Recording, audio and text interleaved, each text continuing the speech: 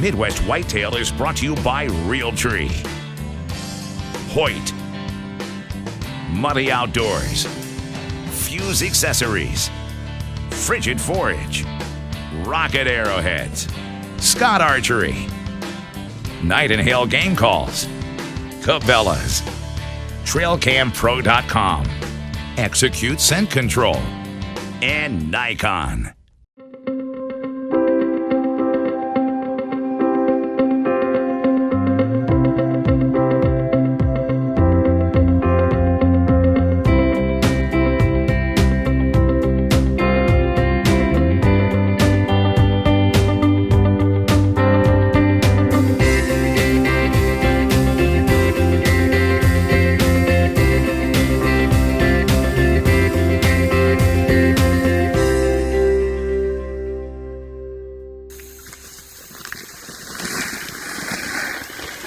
As you can see, Ben and Sam had a fun trip out to North Dakota. It's always great to be in a tree stand. Getting started the first part of September is a lot of fun. Unfortunately, the bucks didn't cooperate and the guys came back home unsuccessful. But we do have an action-packed episode for you today. The Missouri season is opening on the 15th of September. We've got a local group of pro staff that hunt northern Missouri every year. They're going to show you the bucks that they're going to be going after when the season opens. Wisconsin opens on the 17th. The Fishers are going to be hard at it, and Scott Pruitt and his friend Kurt Schrader will be hunting the Wisconsin opener, so we'll have those two groups. We're going to show you the bucks they're going after and some of the strategies they're going to be using. But also, this is the time of year now when the bucks start to make that transition from their summer patterns to their fall patterns. A lot of them will change ranges. So I've got my trail cameras now, and I'm going to start putting them out today. I'm going to try to find back some of these deer that are on my hit list. And the one I'm looking for specifically is going to be the G5 buck. I would love to get an early season pattern on that buck so that I have a chance for him on October 1st when the season opens here. So that's my goal. I've never had much luck with those other two bucks. They've always been really nocturnal, and my hopes there probably are going to rest in the early part of the rut. But I do think that with a little bit of luck we can find this G5 buck moving during the day. Well, I've got to get my cameras out, but hopefully you'll enjoy all the big buck strategies that these groups are going to be bringing to you in today's episode. I'll check back in at the end.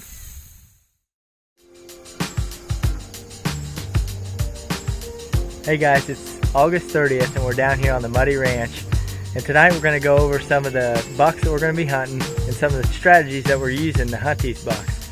We had an awesome year last year, killed a lot of good deer. Very excited to get back down here, and I think it's going to be a great fall. The first deer we're going to talk about tonight is the deer we call Slingshot. We found the single shed to this deer in 2008, and then got a lot of trail camper pictures of him last year. Couldn't seem to get on him early in the season, and then Chad and I actually had a couple encounters late in the year last year.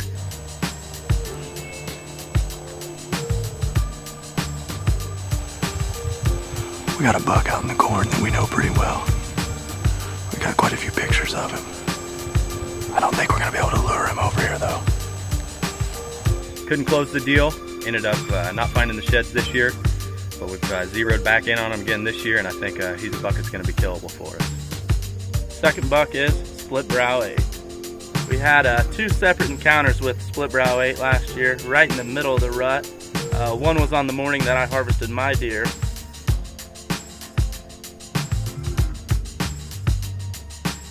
We were able to pick up both sides of his sheds last year, and you know, first thing this year we put the trail cameras back out and he's right there. And the third deer on our hit list is a buck called Twinkie. This deer is a mature deer, probably 8 years old, but has a whopper of a body, and he's all over the trail cameras, so this is a deer we think we can get on early. Now we're going to talk about some of the strategies that we're going to use to hunt these deer this fall.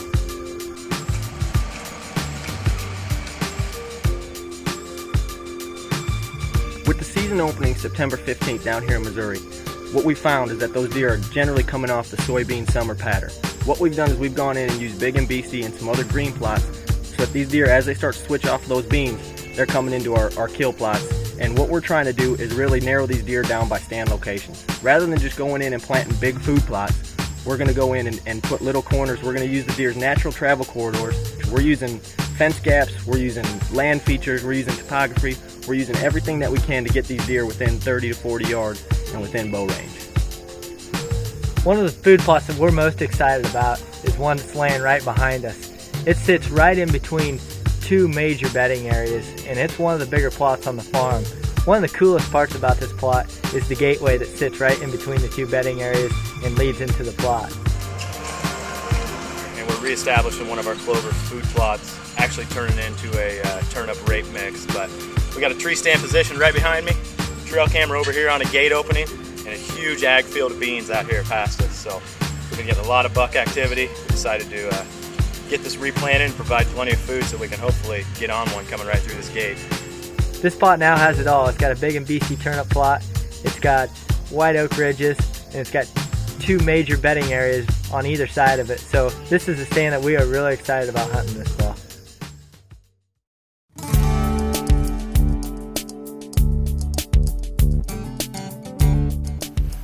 Well, we're down here in southern Iowa on one of my farms, and got about 1.5 acres of beans behind me. We're going to talk about a couple of deer we've been looking for. First of all, Medusa's been a no-show this year. We haven't heard anything about anybody shooting this deer. We didn't find any sheds. I checked with the neighbors. Nobody knows. He hasn't showed up. Well, in Medusa's absence, a couple other neat bucks showed up on the farm. Bob and Frank. First of all, Frank is a big mainframe 10 with a split on his tooth, and Bob's almost identical without the split. He's kind of got a blade on his tooth, both on the right side. But these two deer have been using this bean field on the bottom. We've been using the bean field on the top, and this is going to be a spot we'll be hunting for those two deer this year. This spot presents some unique challenges. It's a low bottom. These beans will be here. They're not getting harvested, but being on the bottom, the winds swirl a lot. So one of the things I've done this year is we've got a new strategy. We've put a box blind up. I'm not a big fan of the box blind, but it's so hard to hunt this bottom without the wind swirling and getting detected by deer. We actually have a number of stands. We've got one on the south end here, we've got one on the north end.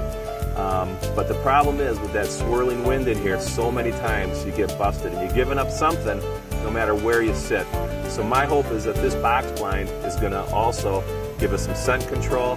I know that the deer aren't bothered by it. I've got a Reconyx camera in the corner over here, and I've got pictures of Frank, Bob, piles of bucks walking right down the middle of this food plot right past that blind.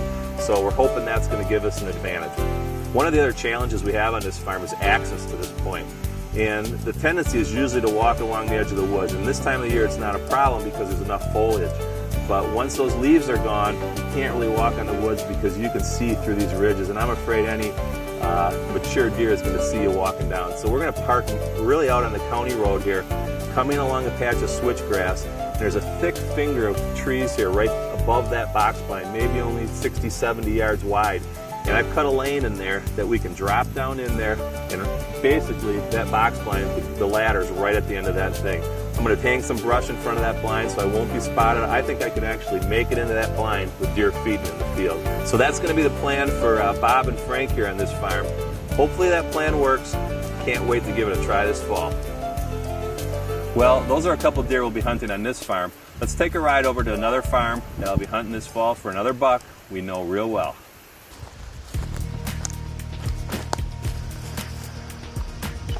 Well, this is a camera I'm hoping to get the no-no buck on.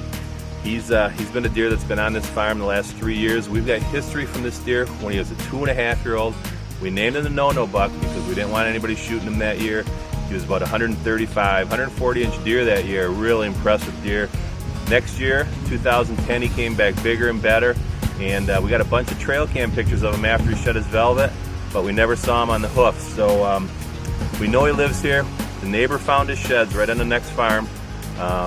Awesome deer. I think I might have had one trail cam or two trail cam pictures of him early this year as he was walking past the mineral station. But other than that, we haven't seen him. So it's getting time where these deer are going to be shedding their velvet.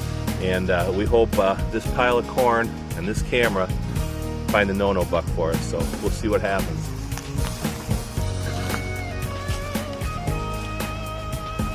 Well, we've talked about some of the deer in Iowa I'm going to be chasing, but there's a couple bucks in Wisconsin, and one in particular that we're going to be chasing hard this year. I'm lucky enough to hunt with my good buddy Kurt Schrader up there, and there's a deer that we've been chasing for 2 or 3 years. Last year he was a big typical 10-point with extra stickers, real tight rack, It's a deer we call Sebastian. We know him well, and this year he's back and better than ever. Kirk got some awesome velvet footage of him a couple weeks ago, and September 17th we're going to be chasing this deer. Well, we've got an awesome setup for hunting Sebastian this year. As in the years in the past, there's a huge sanctuary next to the farm we're hunting. About 3,500 acres, no buck hunting at all. One of the reasons these deer get so big. And we can set up right on the edge of this bean field that this big buck's been using.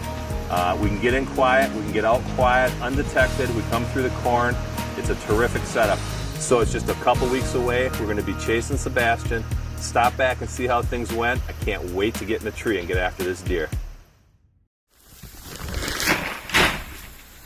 Well, I've got one camera out and 5 more to go. And I just remembered too that the Iowa youth season opens on the 17th. That's this coming Saturday. And I know that Andrew and Jordan are excited about getting out and hunting some of the bucks on this farm. And I'm excited about getting out and taking a look and seeing what we can get in front of their tree stands. It's always a lot of fun for me. I love the youth hunts. So next week we could have anything from youth hunting to Missouri opening day to possibly even something out of Wisconsin. And I'm going to pull the cards out of these cameras, so I'll show you the bucks that I've been getting on these. And the spots I'm putting them are places where I really do expect to get some of these big deer that I've been watching this summer. So it should be an exciting episode next week. Appreciate you joining us. We'll be back again next Monday for the next episode of Midwest Whitetail. It's my challenge now, figuring out where to put 6 cameras on that food plot. Put it on field scan mode. I don't know whether we want to put it in there or not. I think we should do that. I'm trying to figure out where we can kill them on October 1st. It's got to be someplace where they're going to feed. Let's do it.